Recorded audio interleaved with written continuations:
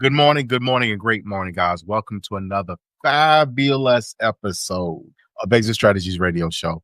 Hey, I am your host, Corwin J. Millett, broker and owner of Exit Realty, Low Country Group in beautiful North Charleston, South Carolina.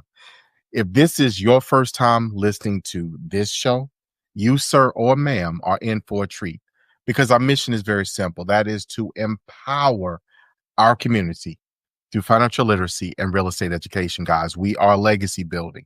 That is what we do. Now, look, I love you. I got to tell you, I got to say thank you all the time because you guys have been amazing me and blowing my mind.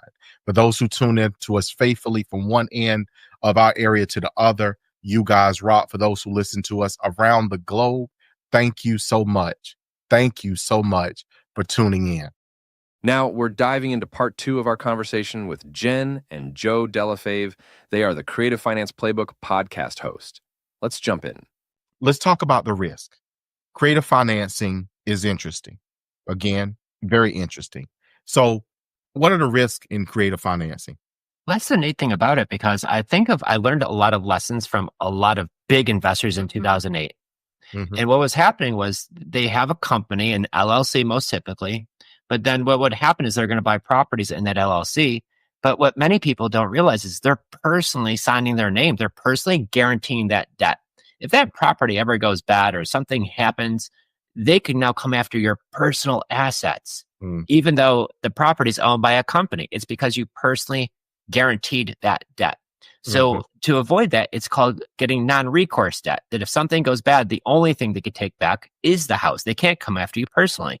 So the reason why I love creative finance, because now we have non-recourse debt, right? So that's one of my favorite things about it. So like, what are the risks involved? I really don't know. I would say, if anything, like you have to be like ready to make those mortgage payments to the seller's bank, the lender. So making sure that no matter what, if your tenant doesn't pay you, like you're still ethically, morally, legally, financially responsible to make those payments, or the seller will have to take their house back. And so I know some people assign these deals to other people. So that's why if you're doing that, you got to make sure you have a really strong checklist and that you really vet your buyer so that doesn't happen. Because even during COVID, we were making those payments. If we didn't get a rent payment, we still are making the mortgage payments because that's our job. So I would say that would be the only risk. Yeah, that's why I do a lease option. So those people give you $20,000. So they're less likely to make late payments. And if they do, you've got $20,000 sitting there that you're going to be able to sock away some payments for that. There are, just like anything else, there's always some risks, but there's definitely ways to make sure it is a lot less riskier than many other ways. Yeah. And that's one of the things that I had a colleague that did that with a house, and they actually owned a house, or still own the house actually, because they ended up having to take it back, but they put someone on a lease purchase for the house. I think the people put maybe $40,000 down on this house. $40,000 to $50,000 down. They just didn't have a good credit situation, couldn't finance to make the purchase at the time. So to put the money down was making the payments. And then at some point in time, they just wasn't able to make the payments. They took the house back. They moved back in it. And there was no loss for them, if that makes any sense. These things work because in the right scenario, if you will, that person would have completed that transaction and had full ownership of the property in whatever prescribed time period. But because they didn't, other person didn't necessarily lose, and they were able to do it all over again if they wanted to, but they haven't. You get that $40,000 non-refundable deposit. And so, hey, things happen. And you know what? Bad things happen to good people. And I understand that we've had some of our renters where he's like, hey guys, I gave you that big deposit, but my job's taking me out of state. So you guys get the house back. He's like, I feel so sorry. I can't buy it. He knows he didn't get his deposit back, but we even offered like, hey, if you leave this place like crystal clean, I'll at least give you like $1,000 to help with the move. And he's like, I can't believe you did that. Thank you so much. So things happen. Yeah. We're all humans. We're just trying to help. So what is in negotiating these types of deals, and if you're willing to share your strategy that you employ, and I imagine it changes case to case situation, but what kind of strategy are you employing in your negotiations? First thing I need to look at is the seller highly motivated, right? We've developed a scale of 1 to 10, 10 being like, hey, take my house, you could have it. And then the 1 is like, why are you even bothering me? So there's this scale. So what we've realized a while back was the people that we do business with, they're highly motivated. They're usually at 8, 9, or a 10. So what I realize, if there's a scale of 1 to 10, that only the 3 are the motivated ones, that means majority of the people you're going to talk to, you're not going to do business with. And that's okay. So spending the more time with that 8s, 9s, and 10s, crucial. So if you have somebody, they're like, I don't want to tell you my price and I'm just shopping and I'm just see you later. But the people who, for an example, like Derek, I've already moved. I need to have this place sold. Like yesterday, I can't afford 2 payments. It's already hurting us. That's how these opportunities are going to open up. So when you have these conversations, your seller is a lot more opening to solutions. If you're drowning in the middle of the ocean, you're not going to be picky on what kind of raft comes to save you. Anything is going to work, right? But some of these situations, they've reached out to cash buyers, but cash buyers need a huge discount. These are turnkey houses. They've had it listed with an agent already and it's not selling. And now they're really in a spot. Who's left to help them? What's going to be next? Are they going to let the bank take the property back? So here's where we can step in. I could pay a fair price for the house and I'm able to buy it with terms. And so here's the thing that for the listeners, like, what if price didn't matter? What if you're able to buy a house with $100 down, spend a few thousand in closing costs, and then able to either take over somebody's payment that has a really low 2-point something, 3-point rate, or even better yet, a free and clear property that you could even get a no interest mortgage, right? So the fun fact is this: 40% of all houses across the USA are owned outright, free and clear. Great. That means 4 out of 10, you can make those offers on, even the beautiful ones, even the fixer-uppers, it doesn't matter. Now, on the other side, the people who do have a mortgage, 2/3 of them, 66% of those have an interest rate under 4%.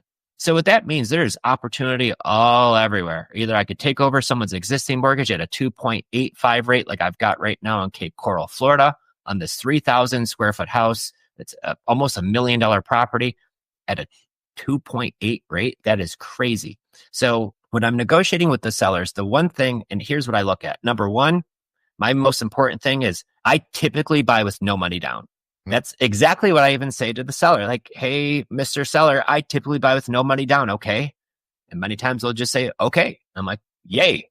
So I want to buy with no money down because I do have to pay some closing costs. Next, what is my payment? Can I cash flow? Some of these deals, the interest rate's so high, it doesn't cash flow. Doesn't make sense. Can't do it. So I want to buy with no money down. I want some cash flow. Then how long is my term length? Are they giving me 20 years, 30 years? Some do. And then the last thing is the actual price, which is funny because that's the most important thing to the seller is their price. Yep. So if what's least important to me, but most important to them, that's how we're creating wins. Because if I had a house and I wanted $10 million for it, but I would charge you $1 a month for the next 10 million months, I could buy a 10 million. I'd take 2. Right, for $1 a month. So the price really isn't that much of an issue as long as I'm able to make that $1 payment. So for me, I really want to find deals I could buy with no money down, get some cash flow, get a nice low payment, and a really long-term length. And I think that's the biggest mindset shift for most investors who are coming in with like, oh, but I got to get a great deal on the property. And the whole package is the deal, right? From front to back. So that's really important. Cost versus price. That's the conversation I tell people all the time. There you go. I know would drive a Mercedes if they could drive one, a brand new one, if for the same price that they bought that Chevrolet for. You know what I'm saying? So all you got to do is get the right terms. If it makes sense, then it's always cost versus price. You might pay more for the Mercedes as far as price, but if you have a cost, monthly perceived cost that's in line with, say, a Chevrolet or maybe even, I don't take us back too far, but maybe to a Yugo, then at that point in time, you might be driving that Mercedes versus driving that Yugo. For sure. I don't even know what that is. Oh, what? Oh, that's hilarious. Yeah, I'm going to go look one up, but Yugo. Yeah. You might Okay. You'll have to show me. I was in the car business. I know what those are. I love it. But short version is that what you may consider that. So that's that conversation that you just brought forward. So guys, look, so you guys have a podcast. Obviously, these are some of the things that you talk about, but let's get that information out for our listeners. What's the name of the podcast? Creative Finance Playbook with Jen and Joe. We have a YouTube channel and we have it on Apple and Spotify as well. Perfect. So our listeners, guys, you need to tune in because you guys talk about what on the show? What is the audience and what's the normal conversation? Are you guys breaking deals down or what are you guys doing? Yeah, we do a little bit of everything. deal breakdowns we were talking about yesterday. We just said like why Burr, if you're doing that strategy, might not be the best for a new investor, especially these days. How do you even find the sellers? That's one of our favorite things. How do we find these people? And so the gift for your audience today is we're giving away the strategy on how you could generate off-market leads anywhere in the country for free. Not 1 cent, not $1. $0. Just a little bit of time, and it's not hard. All of you could do this. So I'm not going to use Charleston for an example because, hey, I love it there. So I'm going to use another. Let's go to Charlotte, North Carolina, okay? Because I don't want to creep on your territory. So if I want to get leads in Charlotte, North Carolina, these are people who are going to reach out to me. I'm not cold calling. I'm not door knocking, nothing. So here's what I do. I go on take some notes here, guys. I go on my personal Facebook page, Joe Delafave. I go to the search bar on Facebook and I'm going to type in Charlotte, North Carolina. And it's going to say, are you looking for posts made about the city? Are you looking for people named Charlotte, North Carolina? Or are you looking for groups? I'll click groups. Now there's a ton of them. Guys, there's over 10 million Facebook groups all around the globe. Okay. So there's lots of these. So in Charlotte, there's going to be a ton of them. And it's not just Charlotte. It's all the surrounding towns, the county. They all have their own Facebook groups. Now, these are garage sale groups, yard sale groups, cooking groups, mom groups, dad groups, different hobbies groups. It could be singles looking for singles because maybe they have an extra house, right? Whatever that is, I join them all. But the ones I join are the ones that have 10, 20, 30,000 people in the group or more. So what am I doing? I'm in all of these groups now. I could join them right now this second, and I could get leads in a few hours. So once I join these groups, some of these admins are a little slow letting you in, so join a bunch. But once I join these, I'm going to make a post inside of the group, and I'm going to give you the wording to use that works so well. So I joined the group, move into Charlotte, right? Whatever group that is, and it's got 40,000 people in it. I make a post in the group that says, does anyone have a house for sale that's not market ready?